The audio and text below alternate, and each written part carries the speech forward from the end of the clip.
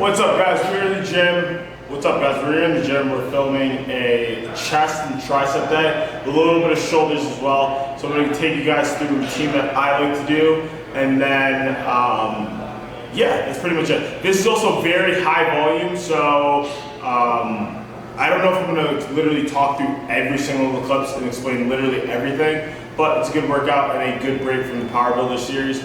Also, on top of that, if any of you guys are wondering how I am progressing in these last 2 weeks, I'm doing pretty well. My body feels pretty good. My hip feels a lot better. I also practiced some sumo deadlifts. I was able to get 500 for 8 when I did the overhand, double overhand grip, and I was also strapped and it wasn't as stiff of a bar, but still was able to get that and move it through its full range of motion. So I think, who knows, maybe in the long run, as I keep progressing, that form might be the thing that cracks like the 700.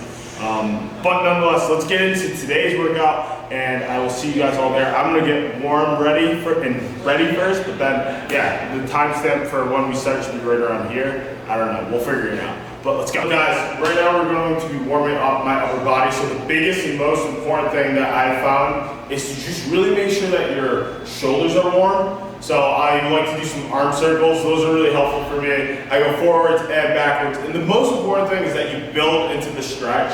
I think what a lot of people forget is that mobility is a form of strength. So always work on your mobility, because that is how you're going to get stronger in the long run. I'm not going to film this also, but I also make sure that I get a bunch of pull-ups in, so that way my back is really pumped and I have something nice and sturdy to press off of. And then on top of that, I do rotator cuff warm-up, so I'm always focusing on kind of getting some of these. I don't know the formal name for it. I get some of these, and I also get some of these. I think the biggest teaching point with rotator cuff exercises is to make sure that like you're really locking in the shoulder muscles, because they're really small. You don't need a significant amount of weight to really hit them. So what I would always do is I put a tennis ball right here, and I just rotate out to make sure that I'm staying nice and tight. And if you do that the first couple times you do this exercise, it's a good teaching block and tool to basically teach you to stay nice and sturdy. I don't have to do it anymore because I've done it so many times over the years.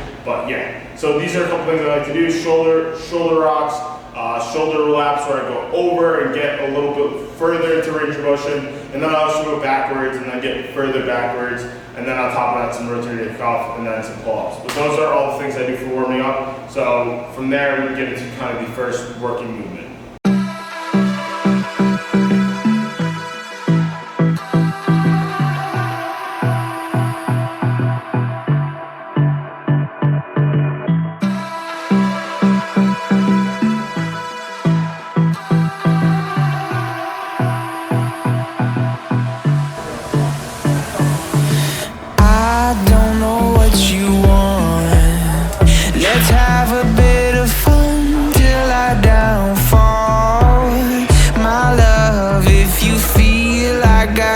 Right now we are doing the dumbbell bench press.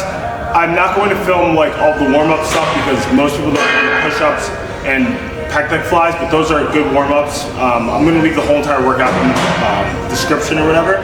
So right now all we're doing is dumbbell presses, but we're doing a concept called ramping. So effectively the first set is the lightest weight, but as we go on, we are going to increase the weight and we are going to decrease the reps. This is a good way of like still incorporating some elements of strength into your training. So it is a good technique. Another thing too, for the dumbbell bench press, one of the biggest things is stacking your shoulders, right? So I don't want my elbows really to flare, and that all stems from like being in alignment. So basically I'm retracting my shoulders back, and that's giving me something to press off of, and then the body is able to perform the biomechanic correctly. So that is a good little teaching tip for some of you guys. Let's get back into it. I do right now. Don't say you're on the run to the other side, my love.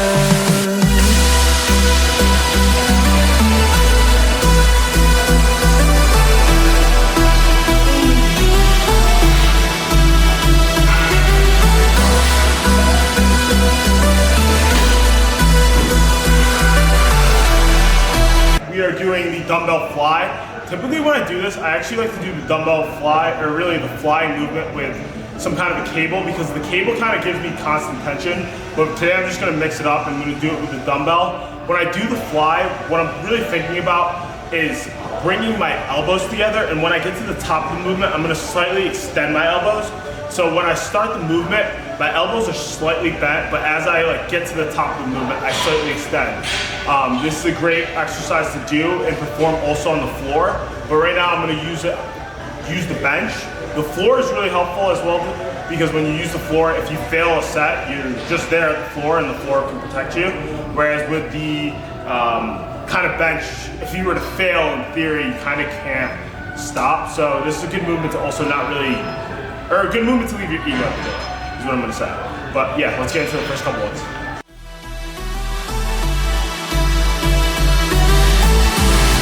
You say you wanna try, but you never do. Sugar, there's a reason why we lose. You say you wanna cry, but you never do. Sugar, there's a reason why we lose.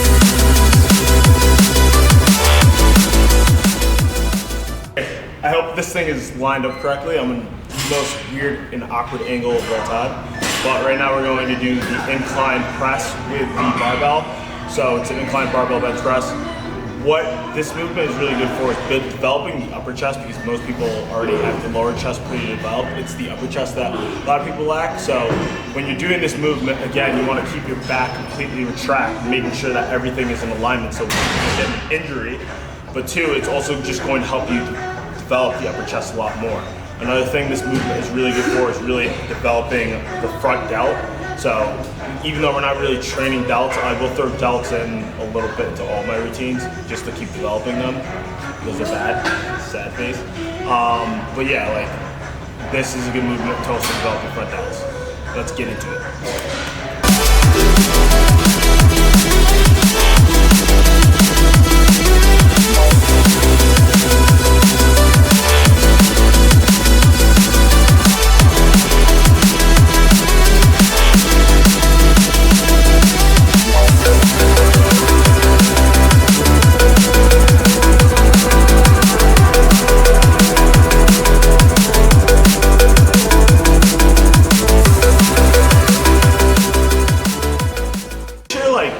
The weight doesn't really matter that much. It's just about being able to contract, and obviously over time you got progressively overload and get better with the movement. But the main thing is about being able to contract the muscle. If you're not able to really feel the muscle, it sounds bro science-y, but in my years of lifting, every single muscle that I can't contract well doesn't really grow. So always just focus on contracting. The next movement we're going to perform is the chest dip on a bench. Now with this movement, it's good for the tricep. You're gonna hit a little bit of your chest and your front delt as well. But when you do this movement, you can kind of play around with how difficult the movement needs to be by where your body is in terms of, or where your feet are in terms of the point of origin. So where is the weight actually sitting? So when I perform the movement, I'm gonna have the weight obviously on my lap. As my feet go further out like this, it's gonna be harder, but as I bring it in, it's gonna be a much easier movement to complete. So we're gonna do 4 sets, about 8 to 12 reps. The first set I always get a feeler in, so let's go.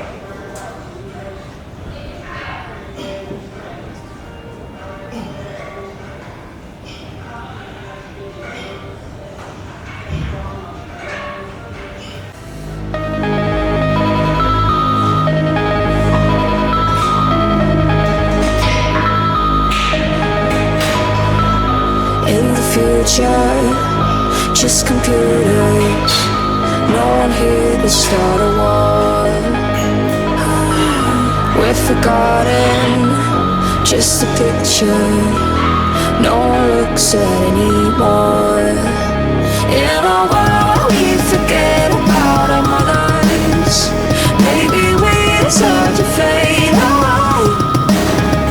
Cause if we don't give a fuck about each other, it's so rope tricep extension.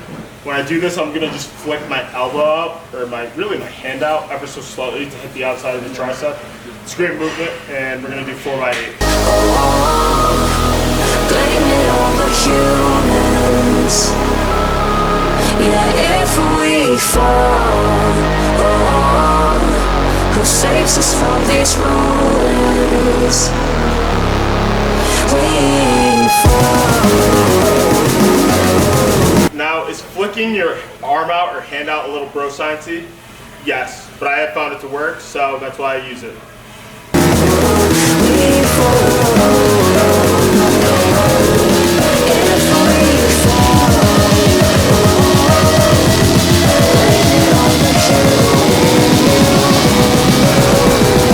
We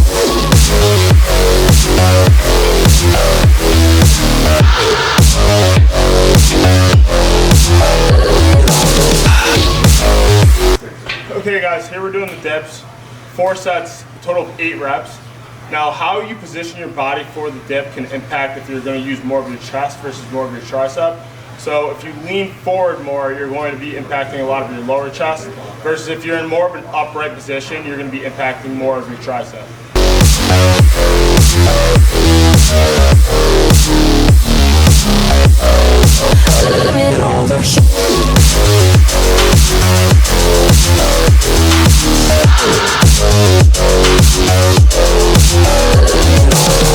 Watch this when I do the dumbbell skull crusher with the dumbbells.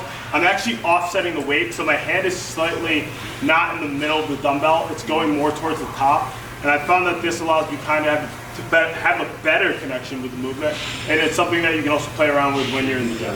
We're done pretty much with the workout.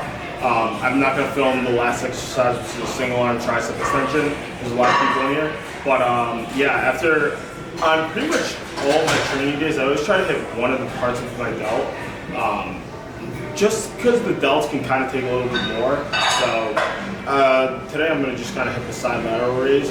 One of the things that's important when you do the side lateral raise is to really reach failure. And a cue that someone is giving me is like reach actual technical failure to the point where like I literally can't perform this movement anymore. So however long that takes, just complete it. But I think that's like a good tip for a lot of people, because a lot of people have a hard time training delts, and I don't know, that's just like been a really good teaching key for me, and you realize when you do it that way, you can't also use that heavy of a weight. So alright, but yeah, I'll see you guys in the next one. As always, if these types of videos are helpful, make sure to like the video, because it lets me know that like this is content that's helpful for you guys. But yeah, I'll see you boys at the top, and see you in the next. Peace out.